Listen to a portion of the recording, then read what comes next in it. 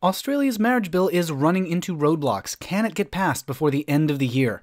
Turkey has banned all LGBT events, and hate crimes in Russia have doubled, with a very strange response from the US State Department. We'll have all that plus actions you can take on Weekly Debrief.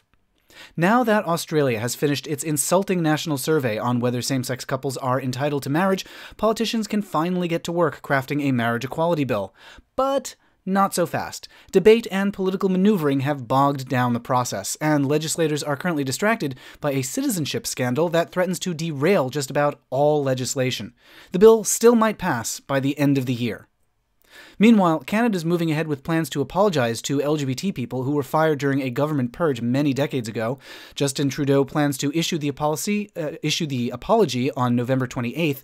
Canada removed homosexuality as cause to fire government employees back in 1992, so it's only taken 25 years to apologize for the law.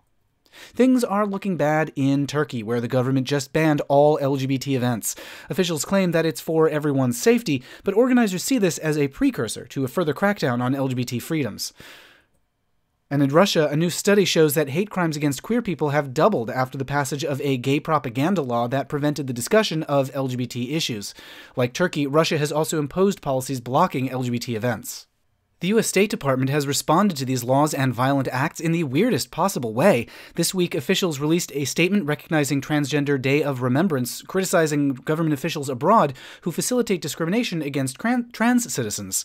But that is exactly what the U.S. is doing with its trans military ban, with the Justice Department's dismantling of non-discrimination laws, and with briefs filed before the U.S. Supreme Court in opposition to equality.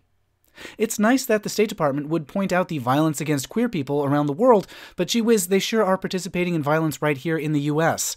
For this week's action item, there's never been a better time to support the Transgender Legal Defense and Education Fund. Head over to transgenderlegal.org and sign up for alerts and to find out how you can prevent the US from descending into the same violence as Turkey and Russia. And as always, let me know about stories that need covering in the YouTube comments and on Twitter. Share these videos to get the word out, and I'll debrief you next week.